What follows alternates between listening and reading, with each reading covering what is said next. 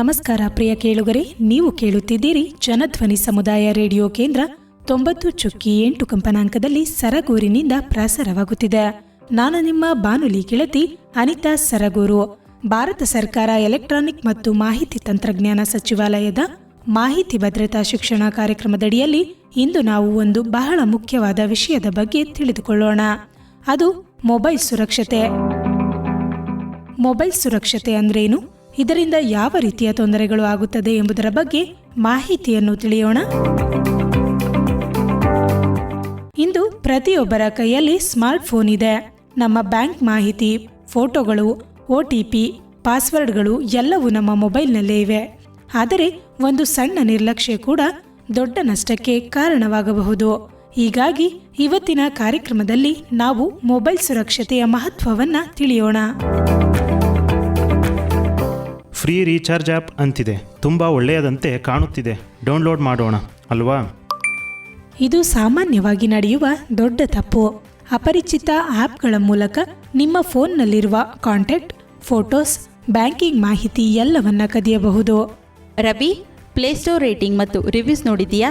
Unknown app install ಮಾಡಬಾರ್ದು ಅಂತ ನಿಂಗೆ ಗೊತ್ತಿಲ್ವಾ?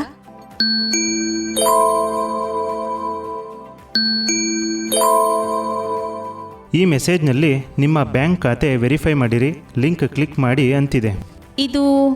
ಇದು ಅಪಾಯಕಾರಿ ಲಿಂಕ್ ಕ್ಲಿಕ್ ಮಾಡಿದರೆ ನಿಮ್ಮ ಪಾಸ್ವರ್ಡ್, OTP, ಕಾರ್ಡ್ ಡೀಟೇಲ್ಸ್ ಎಲ್ಲವನ್ನ ಕದಿಯಬಹುದು. ಸ್ನೇಹಿತರೆ, ಇಂತಹ ಲಿಂಕ್ಗಳು ಬಹಳ ಅಪಾಯಕಾರಿ. URL ತಪ್ಪಾಗಿರಬಹುದು, ಫೇಕ್ ವೆಬ್ಸೈಟ್ ಆಗಿರಬಹುದು. ಪಬ್ಲಿಕ್ ವೈಫೈ ರಿಸ್ಕ್ ಉಪಯೋಗಿಸುವುದರಿಂದ ತೊಂದರೆಯಾಗಬಹುದು. ಪಬ್ಲಿಕ್ ವೈಫೈ ಉಪಯೋಗಿಸುವುದರಿಂದ ಆಗುವ ತೊಂದರೆಗಳು. ಫ್ರೀ ವೈಫೈ ಸಿಕ್ಕಿದೆ, ಬ್ಯಾಂಕ್ ಆ್ಯಪ್ನ ಓಪನ್ ಮಾಡ್ತೀನಿ. ಅಯ್ಯೋ, ಪಬ್ಲಿಕ್ ವೈಫೈನಲ್ಲಿ ಬ್ಯಾಂಕಿಂಗ್ ಮಾಡಬೇಡ. ಹ್ಯಾಕರ್ಸ್ ನಿಮ್ಮ ಡೇಟಾ ಕ್ಯಾಪ್ಚರ್ ಮಾಡ್ಬೋದು. ಜಾಗೃತರಾಗಿರಿ, ಸುರಕ್ಷಿತರಾಗಿರಿ.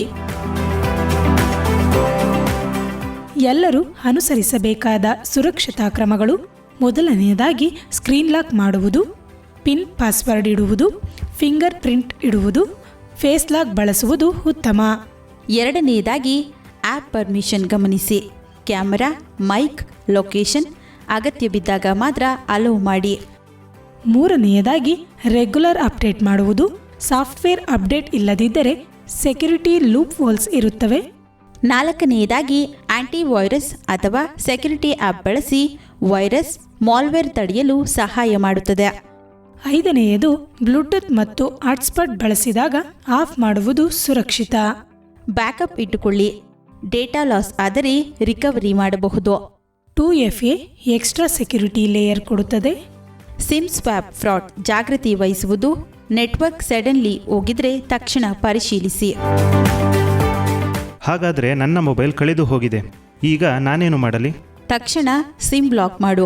ಬ್ಯಾಂಕ್ ಪಾಸ್ವರ್ಡ್ ಚೇಂಜ್ ಮಾಡುವುದು.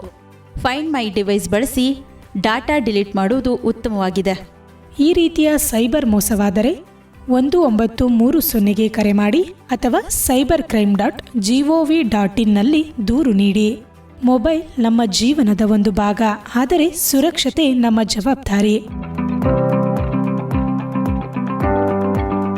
OTP ಹಂಚಬೇಡಿ.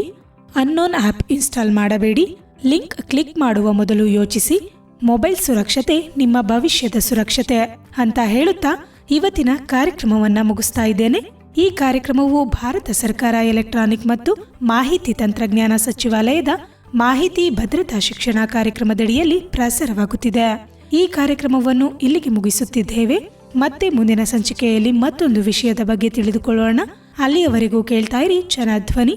ಇದು ನಿಮ್ಮ ನೆಚ್ಚಿನ ಹಾಗೂ ಮೈಸೂರಿನ ಮೊಟ್ಟಮೊದಲ ಸಮುದಾಯ ರೇಡಿಯೋ ಕೇಂದ್ರ ಜನಧ್ವನಿ 90.8 ಕಂಪನಾಂಕದಲ್ಲಿ ಸರಗೂರಿನಿಂದ ಪ್ರಸಾರವಾಗುತ್ತಿದೆ.